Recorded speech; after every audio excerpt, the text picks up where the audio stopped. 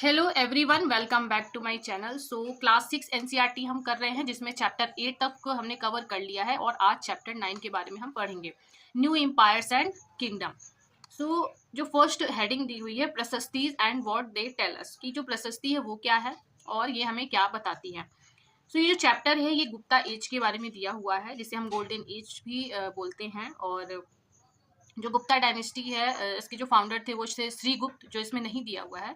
सो अरविंद वो suppose to be acting as a Samudragupta. जो समुद्रगुप्त थे वो एक फेमस रूरल थे गुप्ता डायनेस्टी के। और इनके बारे में हमें कैसे पता चलता है, तो इनका एक लॉन्ग इंस्क्रिप्शन है जो कि इंस्क्राइब किया गया है, जो अशोकन पिलर है वहाँ इलाहाबाद में, उसमें इनके बारे में एक लॉन्ग इंस्क्रिप्शन इंस्क्राइब की गई है, तो जिससे हम इनके बारे में जानते हैं।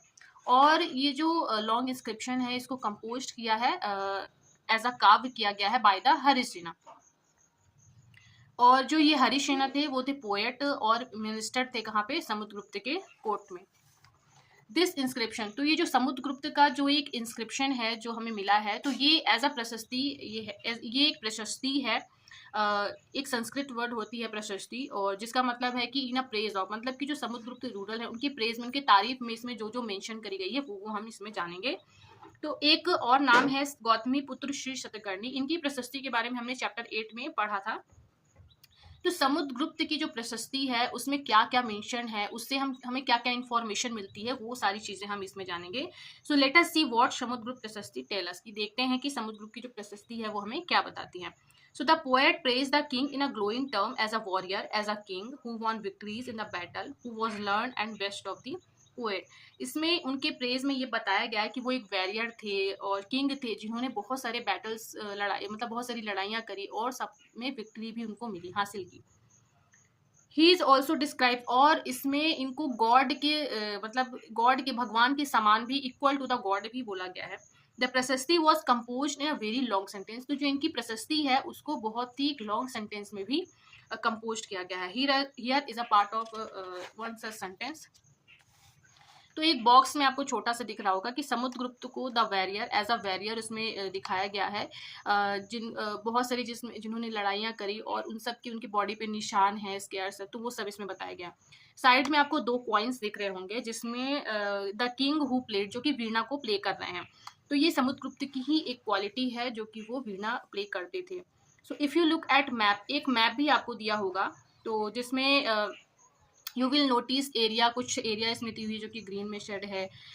ये उस एरिया की बात कर रहा है, जैसे जो दिख रहा होगा आपको मैप में, कन्नौज, प्रयाग, पाटलिपुत्र, नालंदा।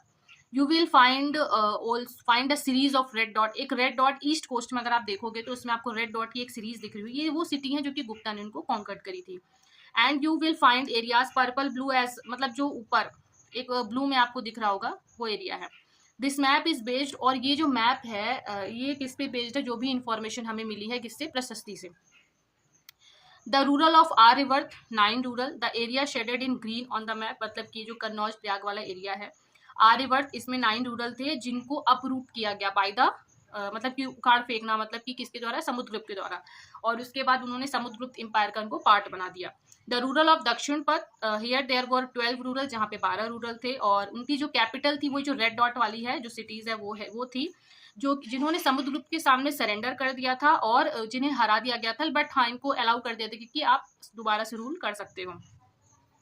नेबरिंग स्टेट के बारे में अगर हम जाने, असम, कोस्टल बंगाल, नेपाल, और जो गणशंघ है, मतलब कि ये वो वाला जहाँ पे थानेश्वर आपको इंक्लूड दिख रहा होगा, हल्का जो पिंक में है वो एरिया है नॉर्थ वेस्ट में, और जो कि इसमें बोल रहा है कि ये समुद्रगुप्त को ट्रिब्यूट करते थे और उनको फॉलो भी करते थे। द रूरल ऑफ आउटलाइंग एरिया, जो कि ब्लू में एरिया है, वहाँ का जो वहाँ पे जो लोग थे, जैसे कि कुषाण और शाक्य, और जो रूरल ऑफ जो श्रीलंका थे, वो भी खुद को उन्होंने सबमिट कर दिया था समुद्रगुप्त के सामने, और ये डॉटर्स को ऑफर करते थे मैरिज में।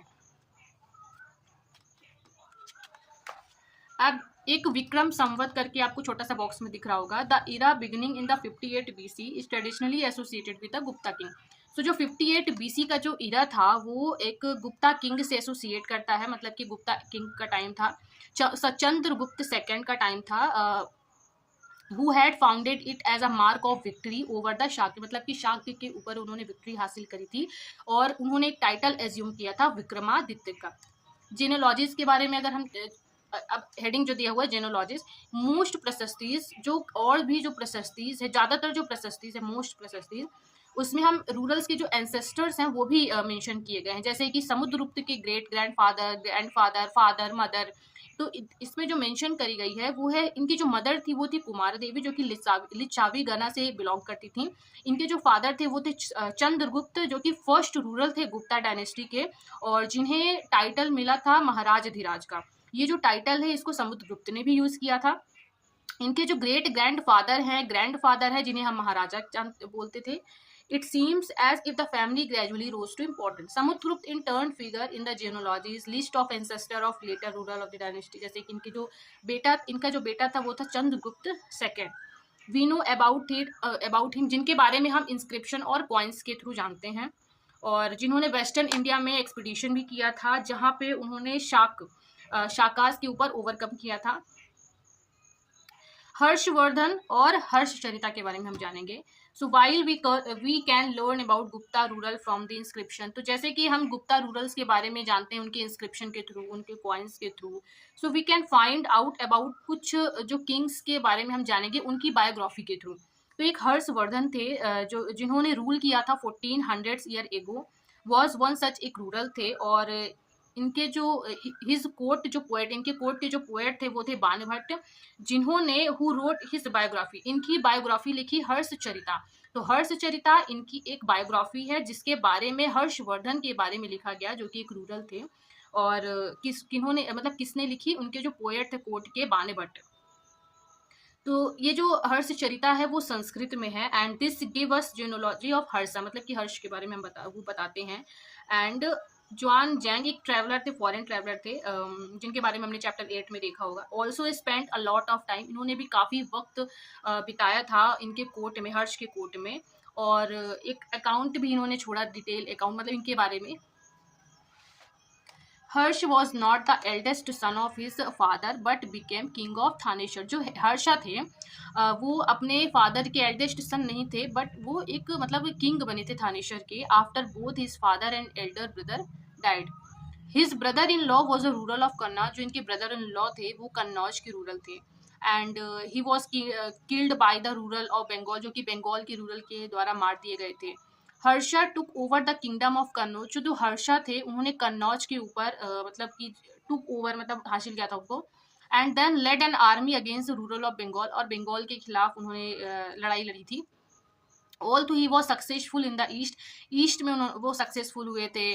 मगध को उन्होंने कॉन्कर्ड किया था, बंगाल को भी उन्होंने लगभग कॉन्कर्ड कर लिया था, ये एक सक्सेसफुल थे। ही ट्राई टू क्रॉस, और उन्होंने नर्मदा को क्रॉस करने की कोशिश करी थी ताकि वो डेक्कन में मार्च कर सके, बट इनको स्टॉप कर दिया गया था बाय द रूरल, जो कि किसको बिलोंग करते हैं, चालुक्य डायनेस्टी को बिलोंग करते हैं। कौन थे वो, पुलकेशिन सेकेंड। तो ये जो सारी चीजें हैं वो हमें इनके बायोग्राफी से पता चलती है। फिर हेडिंग आती है द पल्लवास, चालुक्यास, पुलकेशिन प्रशस्ति। तो ये साउथ इंडिया के रूरल है जिनके बारे में हम पढ़ रहे हैं। तो इनकी प्रशस्ति जो है इसमें क्या क्या मेंशन है और इसमें हम क्या क्या जानते हैं इनके बारे में, वो चीजें जानेंगे। तो जो पल्लवास और चालुक्यास थे ये एक बहुत इंपॉर्टेंट एक रूलिंग डायनेस्टी थी साउथ इंडिया में ड्यूरिंग द पीरियड, इस पीरियड जो हम पढ़ रहे हैं जो पीरियड उसमें। तो the kingdom of the Pallavas spread from the region around their capital, जो कि कांचीपुरम था, and to the Kaveri delta, मतलब जो पल्लवास का जो किंगडम था वो कांचीपुरम के और कावेरी डेल्टा तक फैला। वाइल चालुक्यास था वो उनका जो सेंटर था वो किसके अराउंड था, रायचूर द्वाब के, जो कि रिवर कृष्णा और तुंगभद्रा के बीच में है। आहुल जो कि कैपिटल है किसकी, चालुक्यास की, एक इम्पोर्टेंट ये ट्रेडिंग सेंटर था। It develop as a religious centre, जो कि एक रिलीजियस सेंटर भी बना, जहाँ पे बहुत सारे टेम्पल्स बने। The Pallavas and Chalukyas frequently raided on another land, मतलब कि जो पल्लवास और चालुक्यास थे वो एक दूसरे के लैंड में इन्वेट कर रहे थे, मतलब कि हमले वगैरह कर रहे थे, रेड कर रहे थे, स्पेशली कैपिटल सिटी जो थी उस पर अटैक कर रहे थे एक दूसरे के। The best known Chalukya rural war, जो सबसे जो बेस्ट नोन चालुक्य रूरल थे वो थे पुलकेशिन सेकेंड, जिनके बारे में हम प्रशस्ति के से जानते हैं, जिसको उन्हीं के पोएट मतलब ने उनके पोएट ने कंपोज करी है रविकृति। तो इससे हम इनके बारे में जानते हैं। सो वो जो हमें क्या बताते हैं, so this tell us about his ancestor who are traced back through 4 generation from father to son. तो Pulakeshin evidently got the kingdom from his uncle. तो जो पुलकेशिन थे उनको उनका जो किंगडम था वो कैसे मिला था, उनके अंकल से मिला था। अकॉर्डिंग टू रविकृति, रविकृति के अकॉर्डिंग हम क्या क्या जानते हैं। So he led expedition along both the west and the east coast. Beside he check the advance of Harsha. There is an interesting play of word in the poem. Harsha means happiness. ये सारी चीजें इसमें mention की गई है। अगर आप इसको रीड भी करोगे ना तो भी ये नॉर्मली ये समझ आ जाएगा। The poet say that after this defeat, Harsha was no longer Harsha. Pulikeshin also attacked the Pallava king. मतलब जो पुलिकेशिन थे उन्होंने पल्लवा किंग के ऊपर भी अटैक किया था। Who took shelter behind the wall of Kachipuram. But the Chalukya victory was short-lived. Ultimately, both the Pallava and Chalukyas gave away to new rulers belonging to the Rashtrakoot Chola dynasty.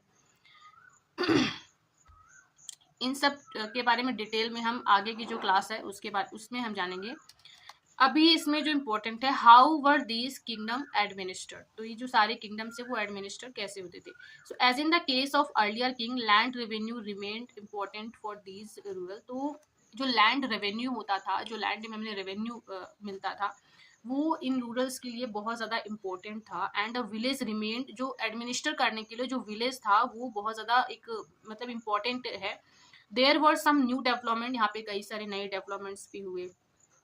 Kings adopted a number of steps to win the support of men who were powerful, either economically, socially, because of। तो या इस अब जो जाने ये हम पढ़ेंगे कि किंगडम्स एडमिनिस्ट्रेड मतलब कैसे हुआ, इसमें पॉलिटिकल, मिलिट्री, सोशली, ये इस सारी चीज़ के बारे में हम जानेंगे। तो some important administrative post were now hereditary.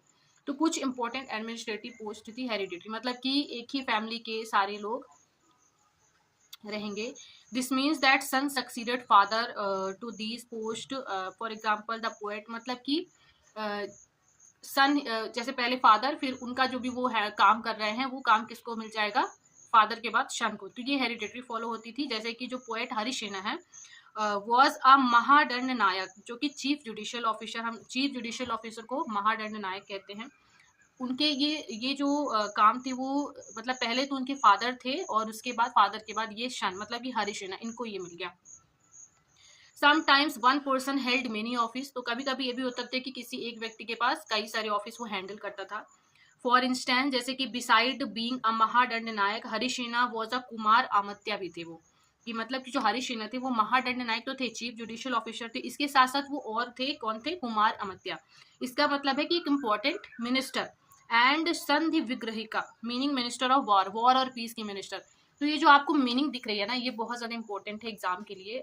तो मतलब कैसा पूछ लेता है कि इसको क्या, ये मैच द फॉलोइंग में ज़्यादातर क्वेश्चन आ सकता है। तो जैसे महादंड नायक जो है वो चीफ जुडिशियल ऑफिसर होते हैं, कुमार अमात्या जो है वो एक इम्पॉर्टेंट मिनिस्टर होते हैं, संधि विग्रहिका जो है वो वॉर और पीस के मिनिस्टर होते हैं। तो ये याद करने वाला चीज़ है। इसके अलावा important man probably had a से इन अ लोकल एडमिनिस्ट्रेशन, जैसे कि जिसमें नगर श्रेष्ठी और चीफ बैंकर, मतलब कि जो चीफ बैंकर उसको क्या बोलेंगे, nagar shreshthi, or merchant of the city.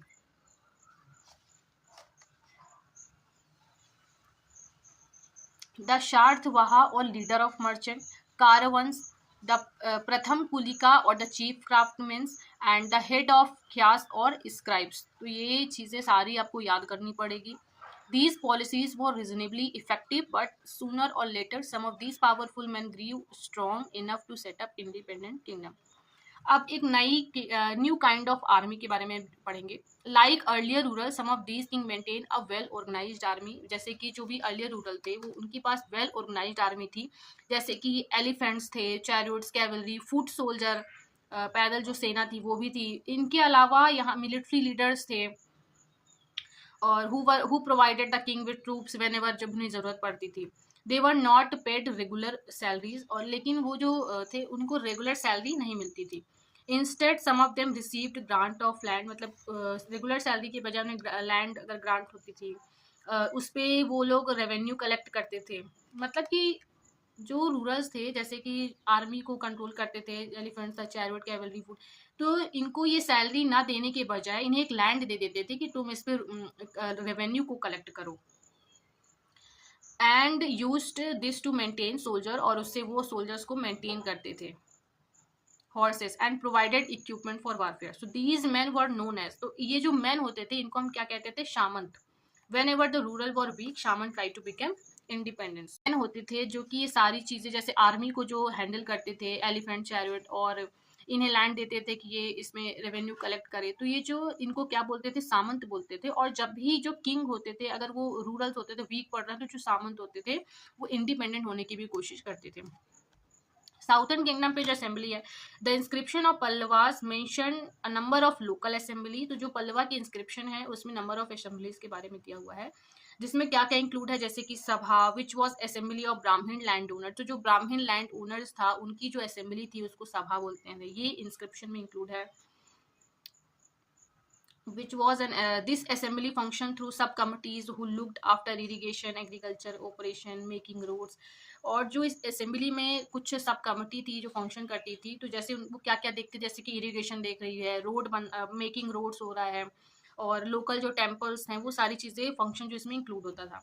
The उर was a village assembly found in area. उर वॉज अ एक उर था जो कि विलेज असेंबली जो होती थी उसको हम उर बोलते थे, जो कि फाउंड इन एरिया जहाँ पे वो इस एरिया पे ये जो असेंबली वो फाउंड होती थी जहाँ पे जो लैंड ओनर्स थे वो ब्राह्मण नहीं थे. And nagaram was an organisation of merchants. यहाँ पे नगरम भी थे जो कि मर्चेंट्स का जो एक ऑर्गेनाइजेशन है उसको हम नगरम बोलते थे. So it is likely that these assemblies were controlled by rich and powerful land owners and merchants. Many of these local assembly continue to function for centuries. तो ये जो असेंबलीज होती थी इसमें पावरफुल लैंड ओनर्स होते थे, merchants होते थे जो इसको कवर करते थे. Ordinary people in kingdom, so we can catch an occasional glimpse of the lives of ordinary people from play and other account. तो Kalidas is known for his play depicting life in the Kings court. Kalidas को हम is known, उनके जो place हैं उनसे हम उनको जानते हैं जो कि वो उसमें लाइफ को डिपिक्ट करते थे Kings court. An interesting feature about these plays that king and most ब्राह्मण are shown as a speaking Sanskrit. तो इसमें जो मोस्ट जो इम्पोर्टेंट जो फीचर इसमें शो किया गया है कि जो किंग्स एंड जो मोस्ट ब्राह्मण थे वो संस्कृत में वो संस्कृत बोलते थे. वाइल जो वेमेन और मेन हैं अदर देन किंग्स और ब्राह्मण के अलावा जो बाकी लोग हैं वो प्राकृत यूज करते थे. तो इनका जो मोस्ट एक फेमस प्ले है वो है अभिजन शकुंतलम, जो कि जिसमें लव की स्टोरी दी हुई है बिटवीन किनके की Dushyant and young women name Shakuntala. इनके जो लव है उसके बारे में इसमें बताया गया है. So we find an interesting description of the plight of poor fisherman. और हमें एक मतलब एक डिस्क्रिप्शन भी मिलता है किसके बारे में, एक पुअर फिशरमैन के बारे में भी. द चाइनीज, तो जो चाइनीज पिलग्रिम फाइन थे उन्होंने एक चीज़ नोटिस करी कि कुछ लोग हैं जिनको मतलब कि अनटचेबल माना जाता था, उनको छूते नहीं थे और वो सिटी से बाहर वो रहते थे. So he write, if such a man enter a town or a market place he strike a piece of wood in order to keep himself separate. तो उन्होंने ये देखा कि जब ऐसे लोग जब मार्केट प्लेस में आते थे, टाउन्स में आते थे, तो इनको एक अलग से बिहेव, इनको मतलब सेपरेट कर दिया जाता था और अलग से इनको मतलब अनटचेबल जैसा बिहेव करते थे, छूते नहीं थे, इनको अलग से ऐसे सेपरेट कर देते थे. तो ये सारी चीज़ें उन्होंने देखी. And avoid